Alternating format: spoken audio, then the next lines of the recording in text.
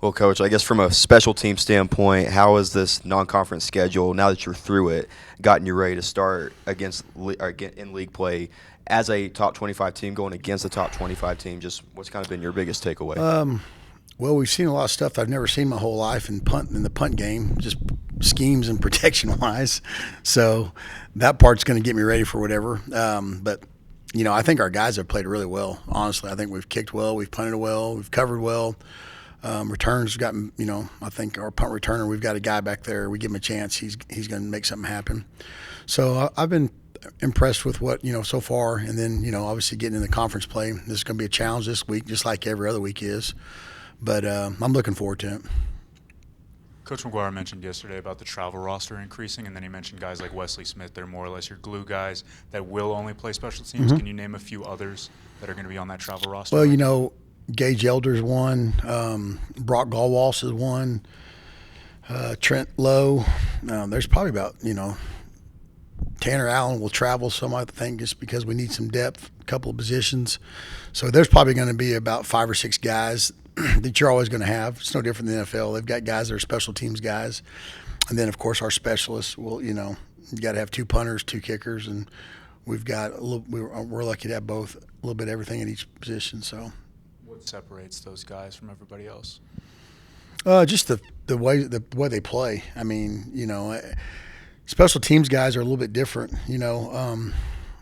They're kind of that's their niche. If they want to get on the field and they want to be seen, they've got to do something every play. Then when you get some guys, then you have other guys like John Curry, Jacob Rodriguez, Ben Roberts that have done in the past. They're playing offense, defense. AJ McCarty,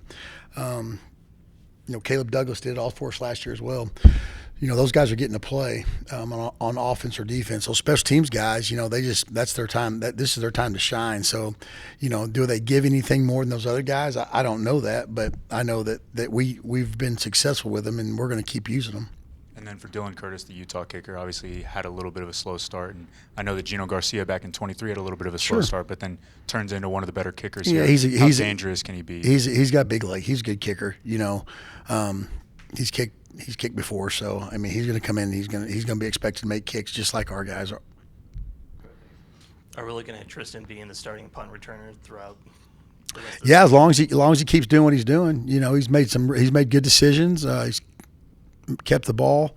That's the biggest thing is possess the football, not turn it over. And he's got some electricity to him too, which I love. So yeah, he'll do it. But like I said, we throw Coy back there some in some of those safe situations, and I'll put Coy back there too. I don't have a problem. Coy did it last year. So, but right now Tristan's he's the hot hand, so we're gonna keep using him. And I know that the idea was kind of use some of those older guys like Coy or Roy or maybe even Micah. Well, what did Tristan kind of do to kind of put himself in this spot? I just think he's an electric player. You've seen these guys got one too, and the Glover kid, he's electric. Their punt returner is really good. He's leading the conference. I think he's like one of the tops in the country. So those guys they just have an extra gear, and they just find a way to make plays. There have been a lot of those guys here too. Jakeem Grant was one of those guys. Amendola, Wes Welker. Just to name a few. They were pretty good. So hopefully Tristan grows into that role. And you're probably not going to see it too much more, but when Oregon State has to do shorter snaps to the punter and quicker punts, what does that do for your pass rush, and what kind of adjustments did you guys have to make? It was totally me and Coach Connor are on the headsets going back and forth because, like I said, I hadn't seen that formation since I think I played junior high football. That's really what they were in. They were in 2 A gaps, 2 tight ends. They had their starting center at center, and he was snapping it about 8 yards as fast as they could catch it. That guy, kudos to their punter, he was catching it and punting it as fast as he could because he knew we were going to come after it. So that was kind of good. That was pretty neat deal for him to get it off as fast as he did. But he hit some bad ones too because of it. So I don't think that you can, I know like I said, I've never seen that before. So I guess it was good that we saw that. Coach, you're going against a ranked opponent in an unfamiliar environment. What's your message been to these kickers as they kind of, take that clean mentality into this game? I don't care where we're playing. Honestly, it's about us. It ain't about them. We're going to do the same thing we do every week. That's kind of what we prepared for. Ever since I've been here, we worry about, kickers, like I said, they're a different breed anyways. You guys worry about your operation and your routine. That's all you can do. You can't control the crowd. You can't control the environment wherever you're at. Just worry about our routine, which we've done ever since I've been doing this, I just go out there and worry about our routine, and everything else would take care of itself. I'm just curious. I know Coach McGuire mentioned the offense is getting some work indoors to simulate crowd noise. Does special teams also partaking in that? No, we're kind of the ones that they just kind of throw us wherever they want. We're back there in the junkyard pit sometimes. We go down the stadium where there's nobody there but the birds and us, which we love. So yeah, we're kind of our own breed, anyways. You guys know I'm a little different, so they don't let me play a lot with everybody else. So it's okay. We'll get it. Coach puts us in there in some situations before practice where we get some 2-minute field goals and things like that, and then we have some situations on Wednesday that we'll have some last-second field goals and things. So we're doing the same. We're not going to treat this week any different than we have since we've got here. Some of the kickers in mine of your generation used to go up in the press box in Jones Stadium and eat popcorn from leftover popcorn during practice. Yeah. I told those guys, I said, as long as you're not smoking cigarettes or, doing something with their sunglasses on that I don't see them, then they're pretty much out of sight, out of mind. That's my rule. But no, I don't let those guys do that. That was a long time ago. So going back on that short punt snap, so Oregon State had not shown that? No. You had not seen that? No, I was not. I was not preparing for that. We're obviously thinking their main deep snapper was going to be there. He didn't show up. And then pre-practice, pre-game, they had the kid that was snapping last week, and he looked like he was ripping him back there. So I thought everything was good. And then they came out that first field goal, and I went to the drawing board after that. So, it was a little different, but that's kind of what football is. You got to make adjustments. So what was your reaction when you saw it for the first time? What the hell? I've just never seen it. And like I said, because as much as we're going to come after it to block it, and they were kind of went in our favor, and I felt bad for that guy because he was having to catch it, and I can't imagine he was at 7 yards and that center was rifling the ball back there, and he was having to catch it and punt it within one step. So.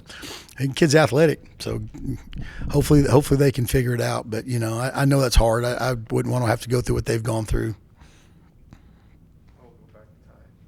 Of those guys you mentioned earlier, special teams glue guys that are traveling, or is it any of their first times? Obviously, there's a freshman on that list, but is there any of? No, I think pretty much, a lot of our guys that are those glue guys are older guys, and I can't think of, you're going to have some freshmen like Leighton Stone, and like scholarship guys that we're going to be using. That this will be their first time and going into a great. I mean, they're going to love that environment. I mean, that's a great environment. So they're going to get to have, their first taste of the road is going to be in a place where they love football. And their fans are loud, and this is what I coach. Honestly, these are the games you coach for. These are what these guys, they didn't come here to play, in front of 20,000 people. They came here to play what they play. Our fans are, like I said, I got a saying, don't let our fans get hot, boy. And we're hot right now, so we'll see what happens. Are any of the young guys on the fringe that you could name? Just of guys that you would travel maybe to Houston that are still competing for those spots with Gage and some of those guys? Not really, because on travel wise, I'm using some of the, J-Rod and Curry and like I said, Ben Roberts. I'll probably even, David Bailey and some of those guys that have played special teams when they're younger. When you travel, it's kind of you use who you got. When you're here, you obviously you're opened up to your whole 105 guys. They might not go to the hotel, but they're still going to be here to come game day, in which you've seen we've played a lot of guys. But some of those older guys that have played special teams this week, they'll start getting back into the mix as backups just in case something happens. And it's been a great, it's a good thing to have, good problem to have when you've had those guys like Jacob Rodriguez, I've used Cole. He's played a lot of football, and Romello. He's been on punt blocks. So there's some guys that I'm not. I can throw them in there whenever because they've done it. So that's the great part of this team. And you know what? All those guys are willing to do it too. There's not been anybody that that they're above playing that. So they know if they want to play in the NFL, they better learn how to do it. So. You're seeing that in Taj Brooks every week. He's become a great special teams player for Cincinnati. Yep. Thank you, guys. Y'all be good.